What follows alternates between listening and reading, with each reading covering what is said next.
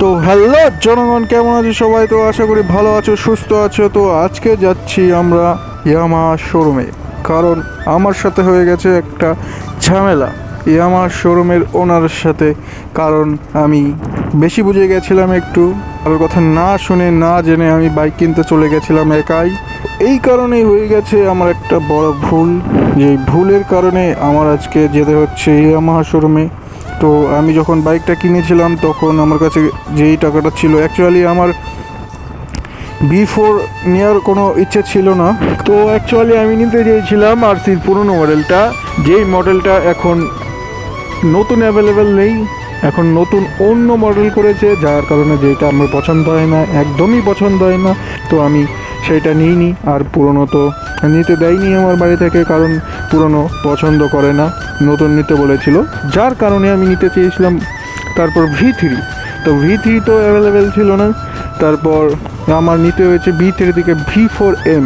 তো V4M নিতে গিয়ে আমি ডাউন পেমেন্ট নিয়ে গেছিলাম একটা, শোরুমে ফোন করে গিয়েছিলাম সব কিছু মিটিয়ে। তো শোরুমে যাওয়ার পর কিছু ডকুমেন্টস দিয়ে সব কিছু কমপ্লিট হওয়ার পর শোরুমের ওনার বলে যে আমাকে আরও কিছু টাকা দিতে হবে, তো তুমি একটা ডেট নিয়ে যাও, ওই ডেটের মধ্যে দিয়ে দেবে।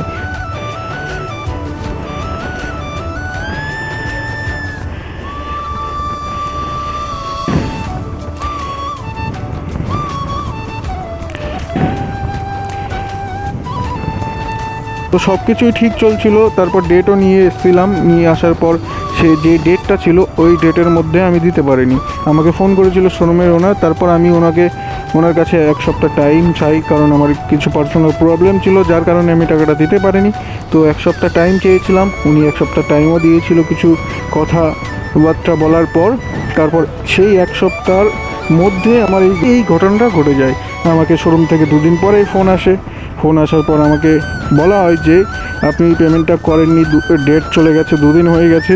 তো আপনি যদি পেমেন্টটা করতে পারেন তাহলে বলুন, আর যদি পেমেন্টটা না করতে পারেন তাহলে আপনার বাড়ি থেকে আপনার বাইকটা আমার ছেলেবেলে গিয়ে নিয়ে চলে আসবে।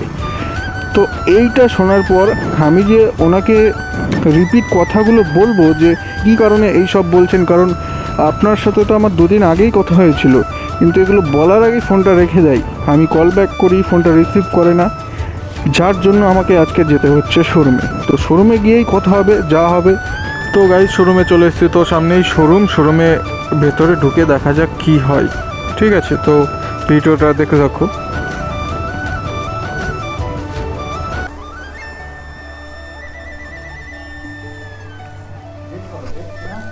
তুমি যখন এই যে দুধ ধরলে তাহলে সেগুলো তো আমার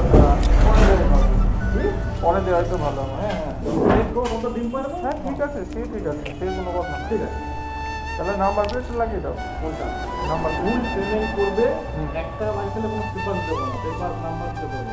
পুলিশ ধরলে আমরা বলবো যে ধরে কাস্টমার নিচ্ছে না, সাইজ নাম্বার দিয়ে যখন চেক করছে হয়তো প্রত্যেক একটা ফাইন করে, তখন কিন্তু আমি কী করতে হবে, ধরা পড়ো ভালো, কালকের মধ্যে যে নিতে পারো ভালো, এই দামে দেবো, কালকে তারা ভালো না, 15 তারিখ হয়ে গেলে হবে না, আবার আমার আলাদা করতে হবে।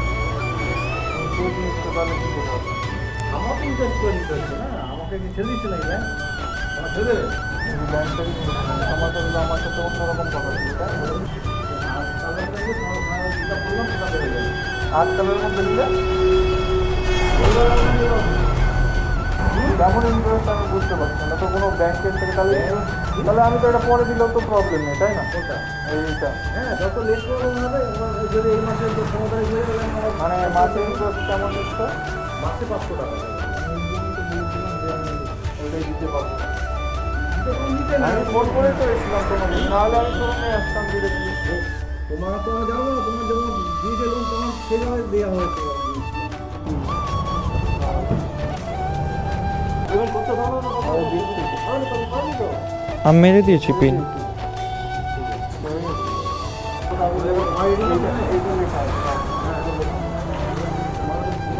চলে গেছে পাশে 14 টাকা।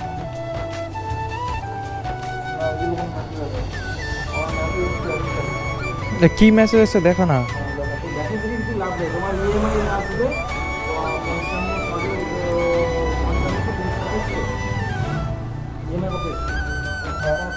কিন্তু আমার ইউনো তো তুমি বলেছো যে একটা হয়েছে আর পরে আর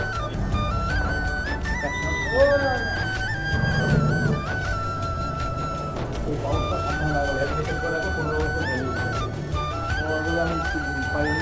আমি কিস্তি যাবো, অনেক টাকা দাম। আর একটা শোনা হয়ে যাবে।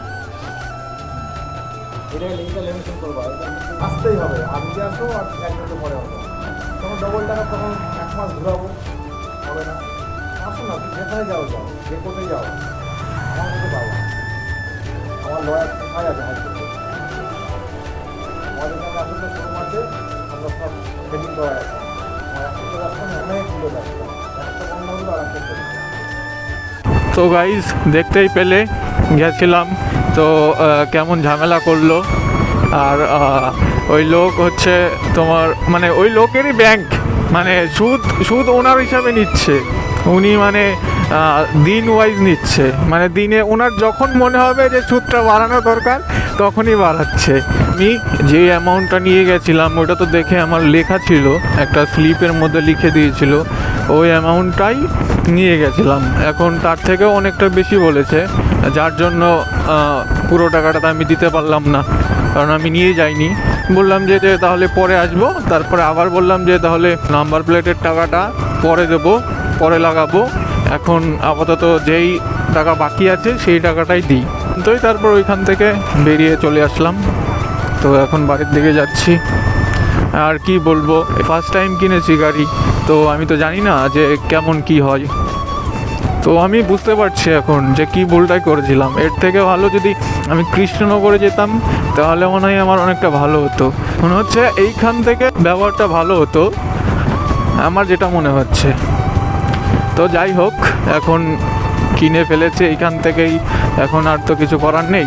ভুল তো মানুষ মাত্রই হয়, আমারও হয়ে গেছে।